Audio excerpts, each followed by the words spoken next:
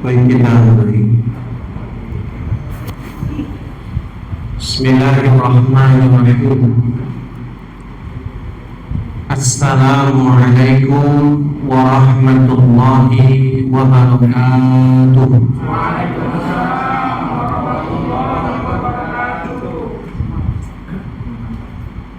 Alhamdulillahi rabbil alamin. وبه نستعينه على أمور الدنيا والدين. اللهم صل وسلم وبارك وأنعم على نبينا محمد صلى الله عليه وسلم وعلى آله وأصحابه أجمعين ومن اتبعهم بإحسان إلى يوم الدين. أما بعد. إخوان في الدين وأخواتي في الله، أرشدني وأرشدكم الله. Alhamdulillah, segala puja dan puji syukur kita panjatkan kepada Allah pada malam hari ini. Atas izin Allah, kita kembali bermajlis dalam rangka thalabul ilmi, tawassaw bil haqqi wa tawassaw bis sabr.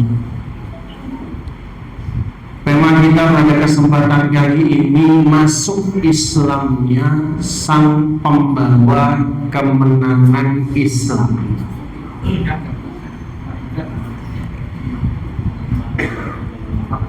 Tagline ini berdasarkan riwayat Imam Ibnu Sa'id dan Imam Tabrani dari Abdullah ibni Mas'ud radhiyallahu anhu qala, dia berkata, kana islamuhu fathan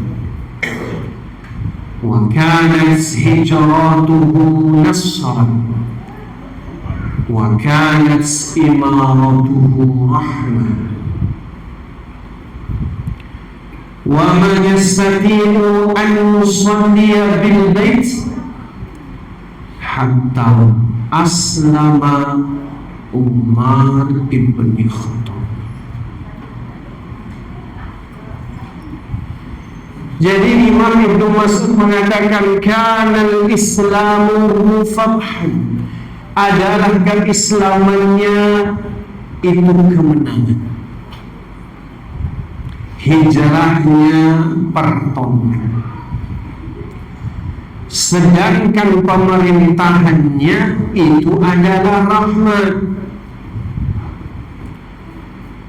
Dan kami tidak bisa sholat di Masjidil Haram dekat Ka'bah sampai masuk Islamnya Umar ibn Khattab.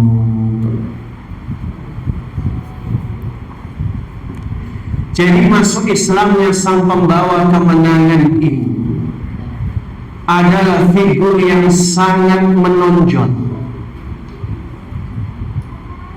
Dahulu ia adalah orang kedua yang paling membenci Rasulullah, memusuhi Islam.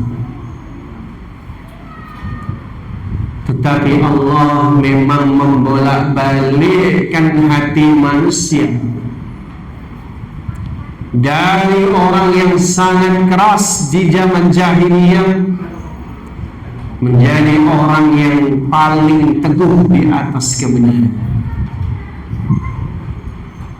Bahkan Nabi SAW sampai bersabda dalam hadis riwayat Imam Al-Bukhari, khiyarukum fil jahiliyah khiyarukum fil islami idza fukihu. Orang-orang terbaik di antara kalian di masa jahiliyah akan menjadi orang terbaik pula di masa Islam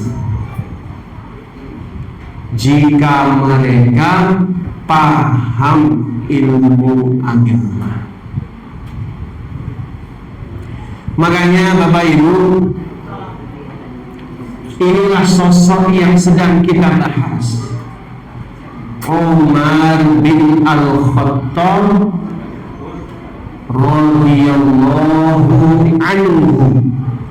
Semoga Allah meridhoinya.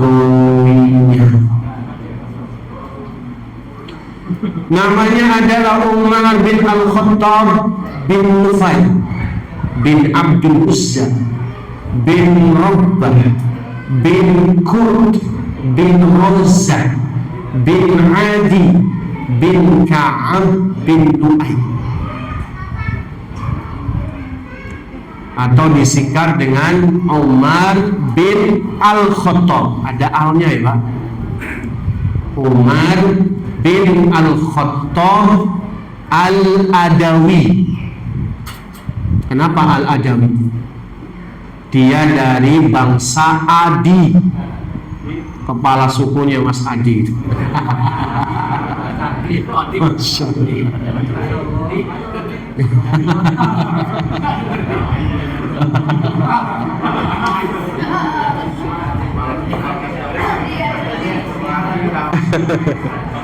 Ayo Mas Adi, kita taklim lagi. Masya Allah ya.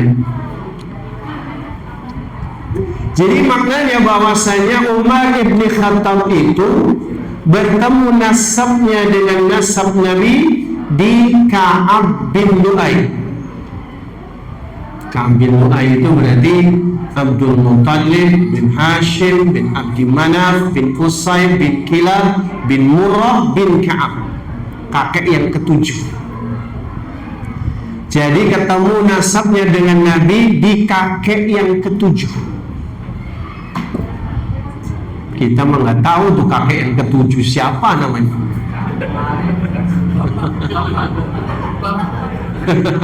Bapak di atas Mbah Cangga Waren uduk-udik uduk-uduk nggak paham ya. Di atasnya Buyut aja udah nggak tahu kita. Masih ingat Pak Bray? Nggak hafal. Antum secara ini dari bangsa Adi juga.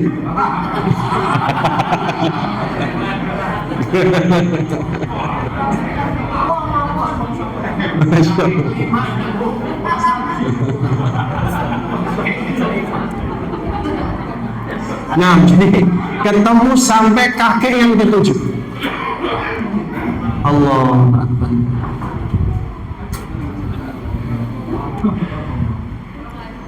Jadi memang kalau kita bicarakan terkait dengan sosok karakternya, memang bangsa Adi itu terkenal dengan karakter yang keras.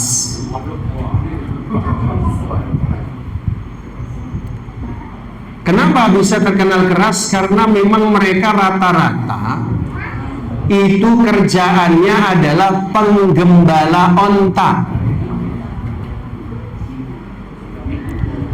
Di dalam hadis riwayat Imam Bukhari, Nabi pernah bersabda, as-sabru ma'al ghanaim. Sabar itu bagi orang yang menggembala kambing. Wal khuyala li sahibil ibil. Sedangkan keangkuhan dan temperamental itu pada penggembala onta.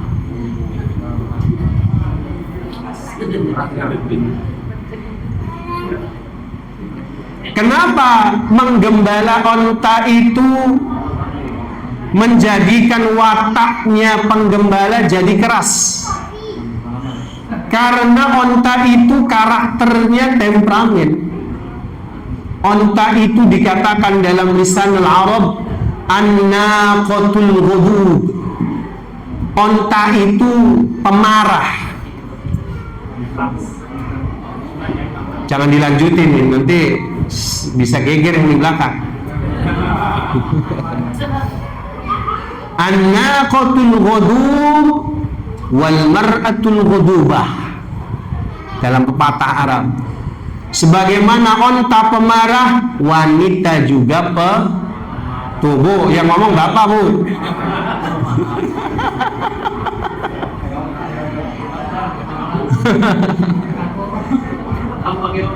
Yang memarah ibu-ibu apa bapak-bapak ini? Ya, Bu? Bapak-bapak.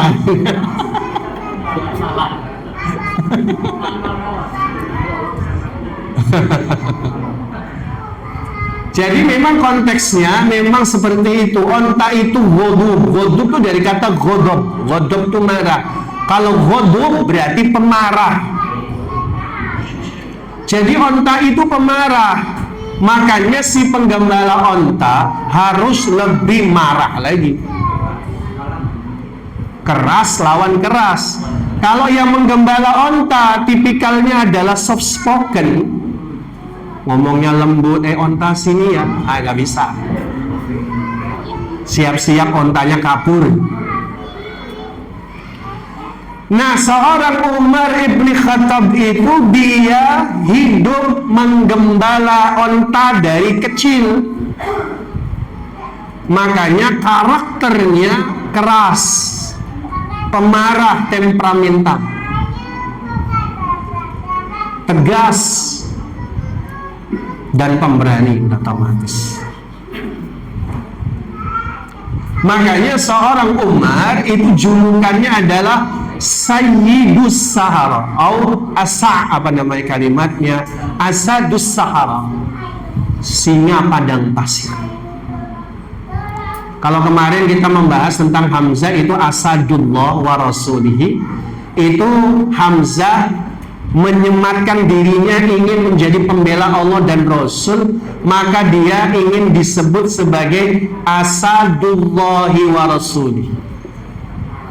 Tapi kalau Umar ini memang tumbuh dari sebuah keadaan yang membuat beliau begitu.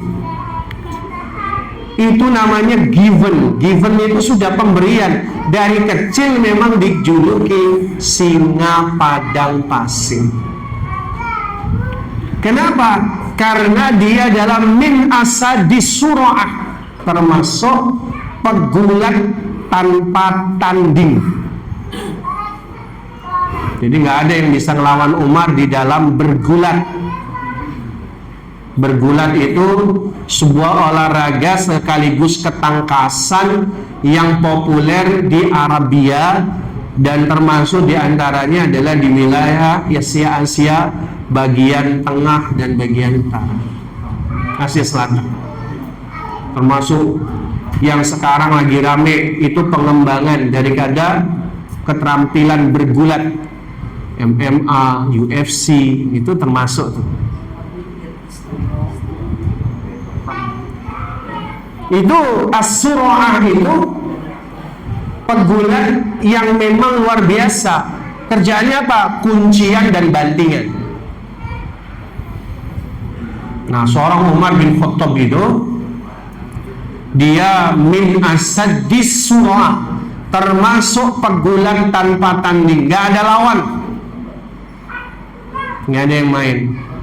Umar tuh Pak, kalau berantem musuhnya itu dilempar ke atas, habis itu dibanting, dicolok matanya. Itu bisa ditiru Pak, cara berantem itu Pak. Angkat, banting, colok matanya. Saya baca-baca di literatur cara berantemnya Umar tuh khas begitu. Karena kalau bicara postur tubuh, Umar ibn Khattab itu seorang yang tinggi besar. Dia berdiri sejajar dengan orang naik onta. Jadi kalau ada orang naik onta, Umar itu berdiri sejajar. Makanya beliau naik onta, kadang kakinya nyusur ke bawah, badannya gempal, berotot lagi Pak. Umar itu badannya gempal, daging semua, otot semua itu, dicubit nggak bisa. Kalau kulit semua beda.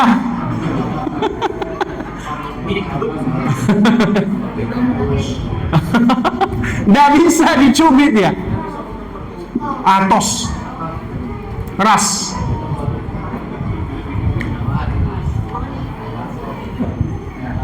Tapi memang orang yang sekuat itu biasanya apa? Kekurangannya rambutnya botak. Itu nanti botak profesor ya, tengahnya botak.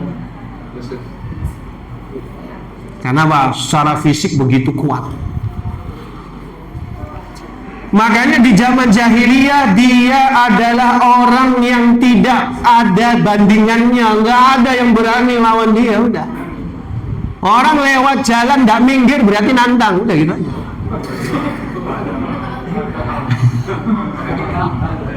Ini kalau lewat nggak minggir, oh ngajak berantem.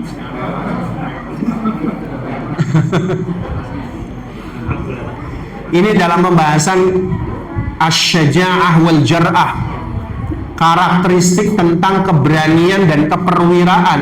Itu masuk Pak sebenarnya dalam saksiyah Islamiyah. Muslim itu memang harus pemberani, Muslim itu harus berjiwa kesatria.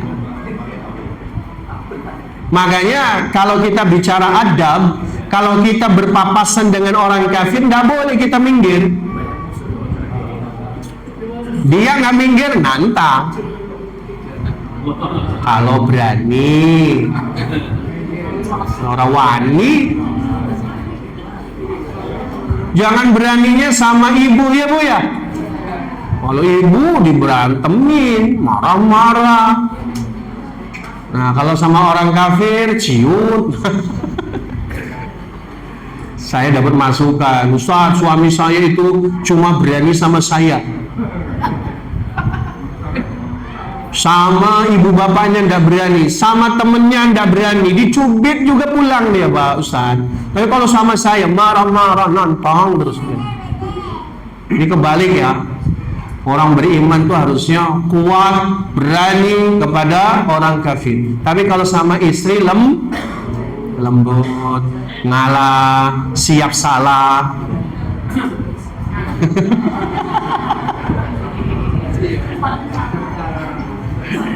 Serba salah.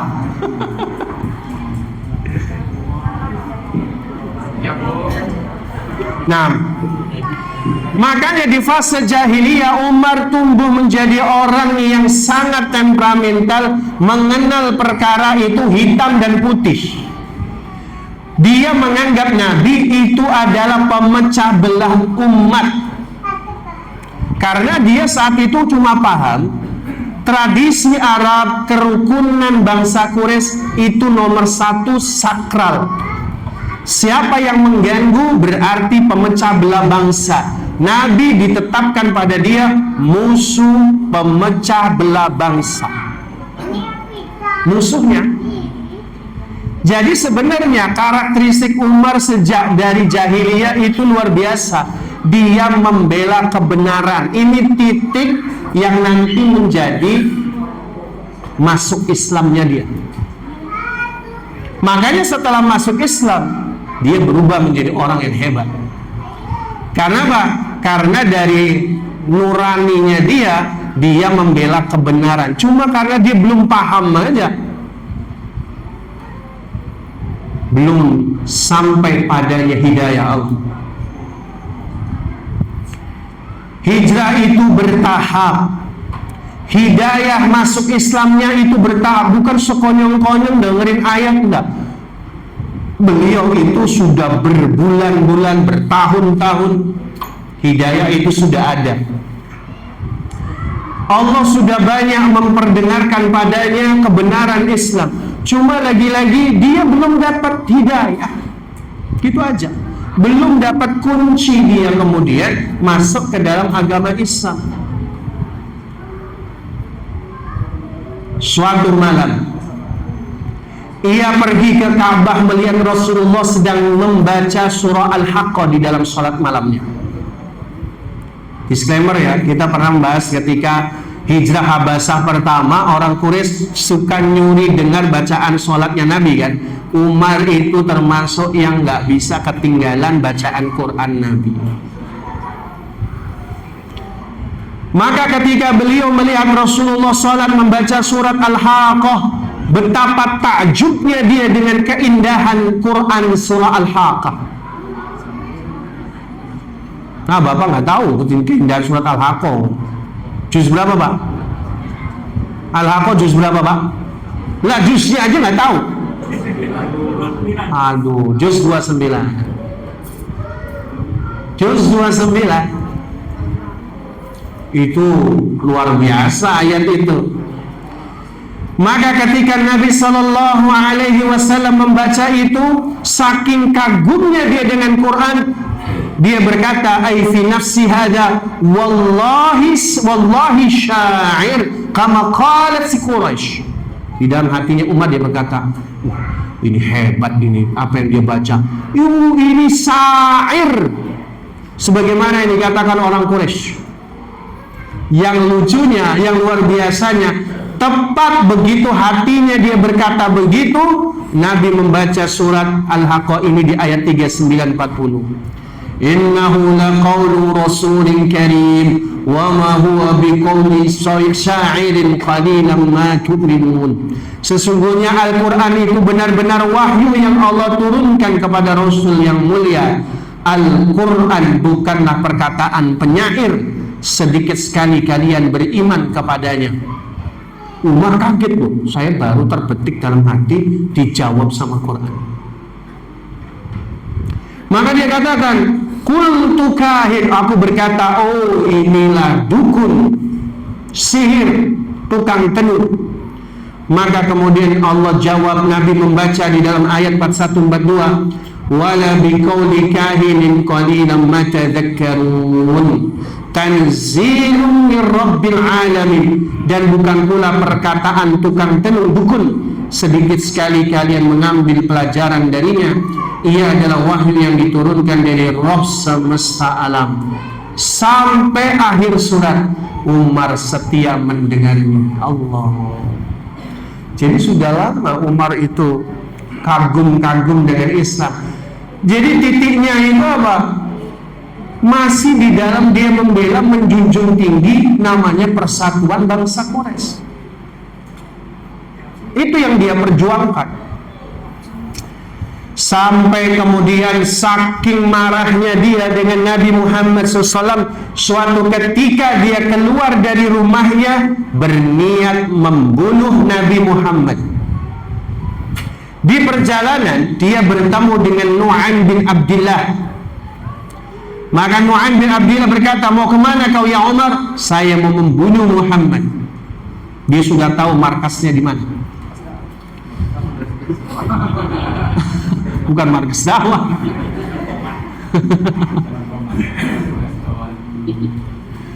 Maka kemudian orang bilang, kamu tidak usah jauh-jauh mikirin ngurusin orang lain. Adikmu yang bernama Fatimah bahkan sudah masuk agama Muhammad. Nu'aim bin Abdillah ini tujuannya supaya menghadang Umar membunuh Nabi. Makanya dibelokkan arahnya ke rumahnya adiknya Fatimah. Kalau di peta, jadi kalau misalnya jalan menuju markas Nabi itu namanya Al-Arqam itu lurus, dia belok kiri. Di sebelah kiri dia. Maka apa yang terjadi? Lalu kemudian dia berbelok arah menuju rumah adiknya. Maka kemudian dia sampai di rumah adiknya, sayup-sayup dia dengar ada orang sedang membaca ayat Quran. Tapi nggak jelas. Pada saat itu Fatimah dengan suaminya namanya Sa'id bin Zaid sedang belajar Quran kepada Khabbab bin Al-Ard, salah satu sahabat Nabi yang pernah kita juga ungkapkan biodatanya di peristiwa masa ibtilal.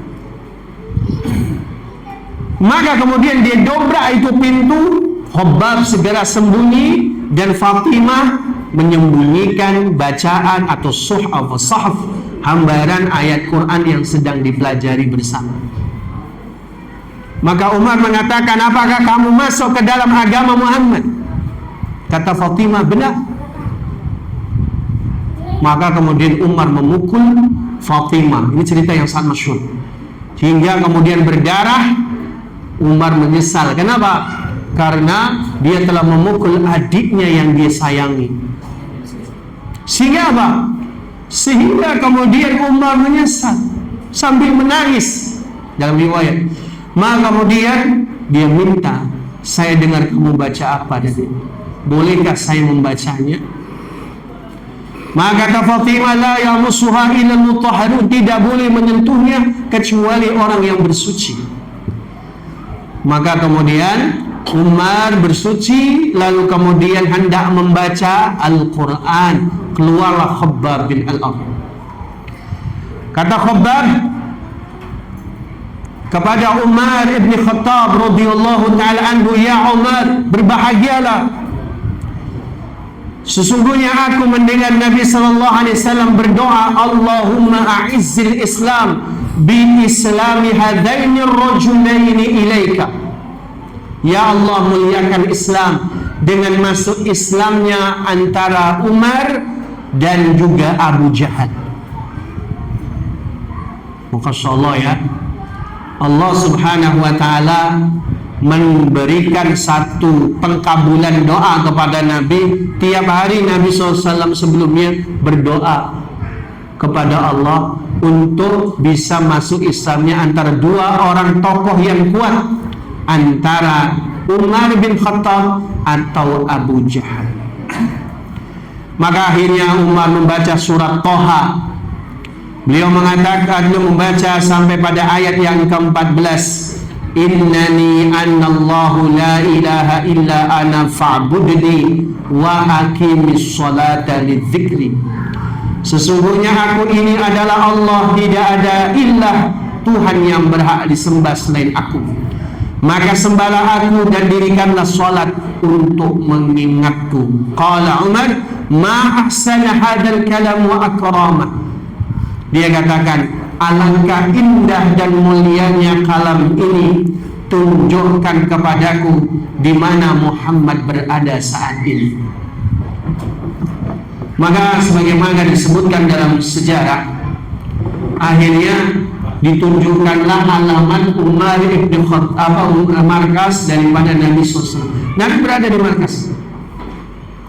Maka kemudian Umar mendatangi Darul Arqam, tempat Nabi Sallallahu Alaihi Wasallam sedang mengajar ilmu agama bagi para sahabatnya.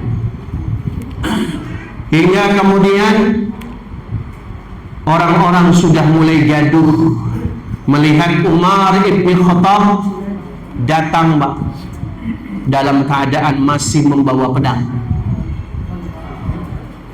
Siapa yang gak takut sama Umar? Takut, Pak. Maka begitu melihat Umar sedang berjalan di Darul Arqam, orang-orang yang sedang belajar pada ketakutan. Umar mau datang sambil membawa pedang, gempar. Maka melapor kepada Rasulullah Sallallahu Alaihi Wasallam. Lalu Hamzah mengatakan, biarkan, dahu. Sungguh kalau dia masuk ke dalam ruangan ini, maka kita akan perangi. Hamzah mau ketemu dengan Umar. Ini luar biasa ini. Nggak pernah ketemu, karena Hamzah itu kan tidak mau menonjolkan kekuatannya. Tapi Hamzah yakin dengan kekuatan Allah dan Rasulnya, kekuatan Allah dan juga doa Rasulnya. Mau sekuat apa Umar, Hamzah yakin. Itu kalau Umar nggak masuk Islam, terjadi berantem gulat yang sangat seru itu. Bertemu antara dua ekor singa, istilahnya dua singa. Allahu Akbar. Kata Hamzah, dahu, biarkan dia. Kalau sampai ke sini, kita bunuh dia. Ya hanya Hamzah yang ngomong kayak gitu. Yang lain mah ya belum tentu. Tapi benar, Umar begitu datang, lalu kemudian orang masih pada gempar, Rasulullah SAW sambil mengatakan, biarkan dia. Jangan sampai katakan Hamzah, biarkan dia. Biarkan dia masuk. Biar saya yang menanganinya. Ini saya ambil riwayat yang menurut para mu'arrikh cocok dengan karakteristiknya, termasuk karakteristik Nabi SAW. Jadi kita harus paham, Pak, tidak ada manusia yang lebih pemberani daripada Rasulullah SAW. Nggak ada, Pak. Jadi kalau kita bicara tadi keberanian Umar, keberanian siapapun, tidak ada yang lebih berani daripada orang yang paling takut kepada Allah. Makanya ketika suatu nanti Ali pernah ditanya siapa manusia yang paling pemberani, jawabannya bukan Umar, jawabannya Abu Bakar. Kalau di antara sahabat Nabi. Padahal Abu Bakar kita tahu secara profil udah badannya kurus, krempeng, tapi tidak ada manusia yang lebih berani dari Abu Bakar, kata Ali. Kenapa? Karena keimanan Abu Bakar itu kalau ditimbang lebih berat imannya Abu Bakar daripada imannya seluruh umat. Apalagi Nabi Muhammad SAW. Makanya di buku Muhammad atau Rasulullah Sang Panglima itu sampai disebutkan, jadi karakter Nabi itu adalah min asja'in nas, manusia yang paling pemberani. Gak ada yang lebih berani dari Rasulullah. Dan ingat, Pak, pemberani hanya akan takut kepada para pemberani. Cluenya di situ kata mu'arrikh. Jadi sebenarnya para mu'arrikh mengambil jalur ini untuk mengenalkan kita tentang yang namanya asy-syaja'ah, keberanian. Umar datang, bukan Hamzah, Pak. Walaupun ada yang mau ngambil literasi itu Hamzah yang nemuin, enggak. Yang benar Rasulullah bangkit dari tempat duduknya, tempat beliau mengajar. Apa yang dilakukan Rasul? Rasul datang menyambut Umar. Bukan Umar yang datang ke Nabi. Rasul menyambut Umar datang sampai di depan pintu. Umar masuk sembari membawa pedang. Apa yang dilakukan Rasul? Rasul mengambil kerah bajunya Umar. Hai Umar, belumkah kamu masuk ke dalam agama Allah? Umar bergetar ketakutan, barulah tuh pedangnya jatuh. Jadi kasusnya tuh gitu. Jadi bukan tiba-tiba pedangnya jatuh, enggak. Jadi Nabi menyambut, memegang kerahnya Umar sembari mengatakan, belum saatnya kau wahai Umar masuk ke dalam agama Allah. Kalau seandainya Umar pada saat itu tidak masuk agama Allah, Rasul yang memerangi itu.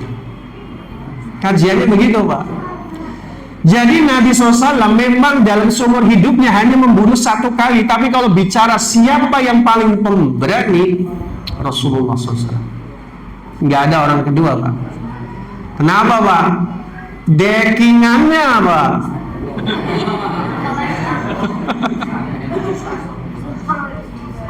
Dekingannya siapa dulu? Makanya kalau kita tengok nanti di perang Uhud, Nabi itu bagaikan unta yang mengamuk. Maka begitu beliau dorong, mental, Pak. Kuda, onta, orang Quraisy itu mental. Jadi kan kalau di perang Uhud itu, Pak, dikisahkan itu, orang beriman sudah hopeless, tidak punya harapan. Mereka sudah melempar tombak, sudah melempar pedangnya, udah putus asa.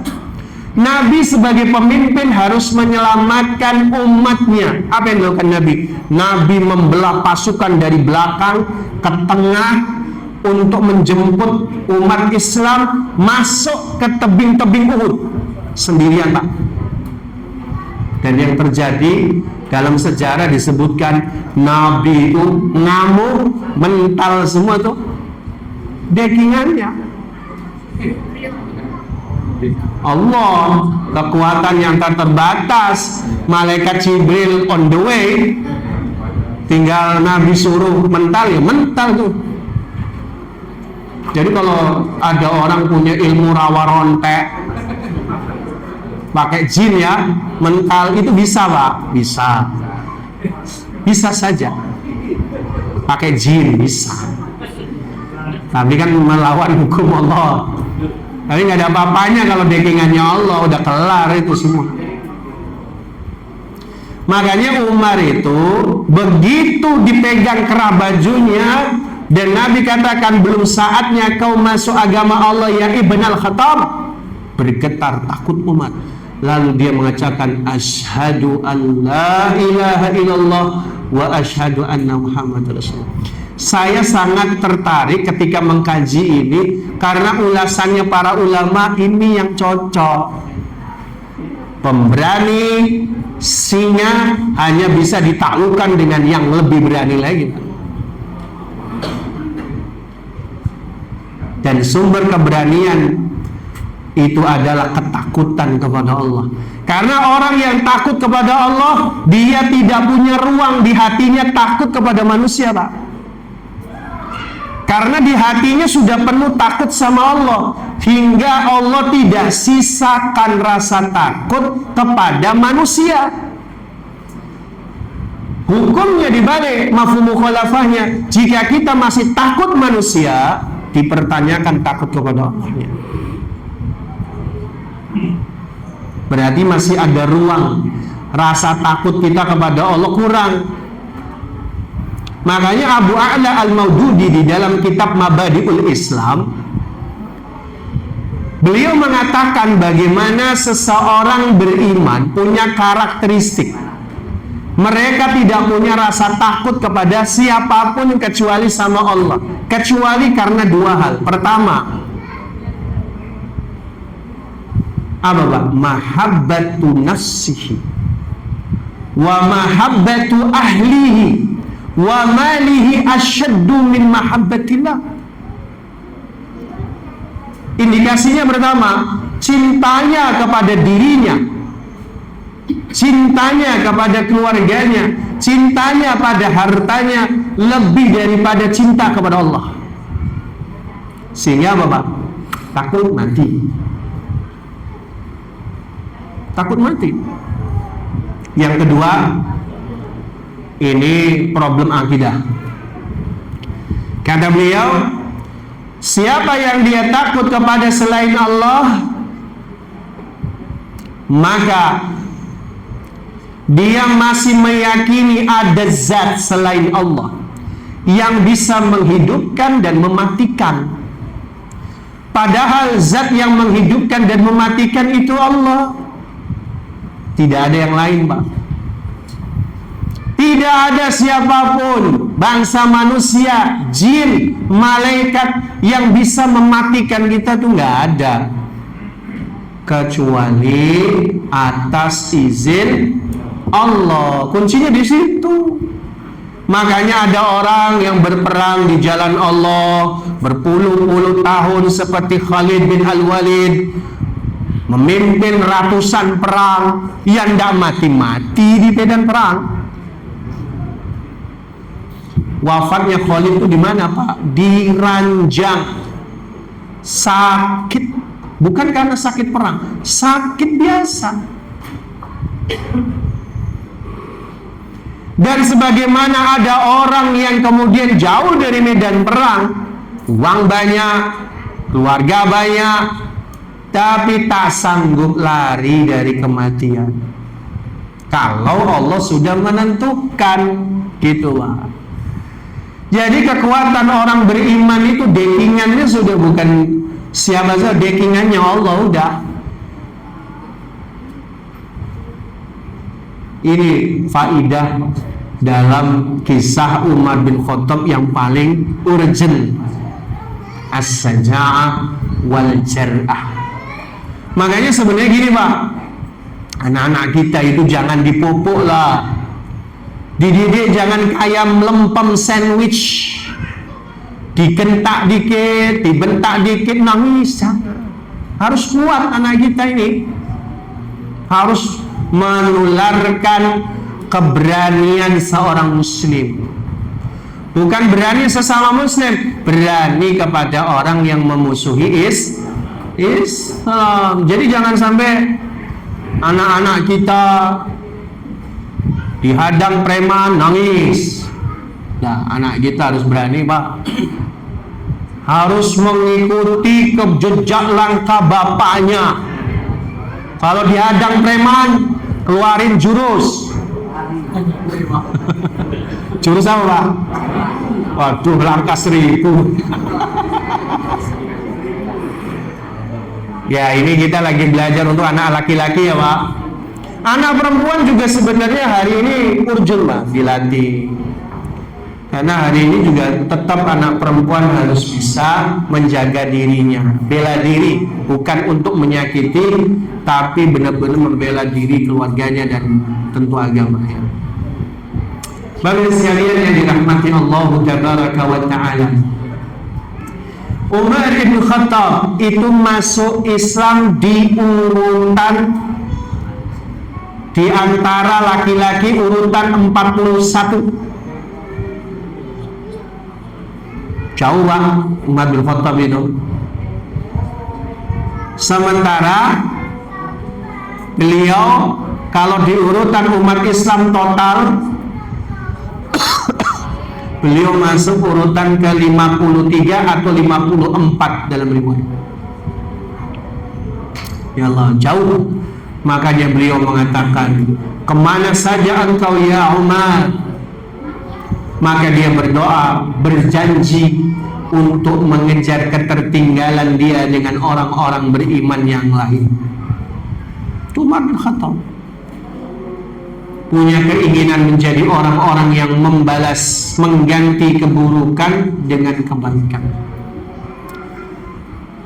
Sampai pada waktunya Umar bin Khattab radhiyallahu taala anhu sampai mengatakan kepada Nabi, ya Nabi Allah, kunna fil haq, apakah kita berada di atas kebenaran? Dan sedangkan mereka di atas kebatilan? Nabi menjawab, ya. Lantas apa maksudmu ya Umar? Apa maksudnya Umar? Insya Allah kita akan bahas di kesempatan yang akan datang. Karena pembahasan yang akan datang ada sebuah action yang luar biasa yang dilakukan oleh Umar, yang itu menjadi tonggak. Beliau dikatakan sebagai Al-Faruq, sang pembeda. Billahi taufik wal hidayah, wallahu a'lamu bissawab. Kita cukupkan sampai di sini. Waktu kita pending dan kita salat Isya berjamaah. Billahi taufik wal hidayah. Wassalamualaikum warahmatullahi wabarakatuh.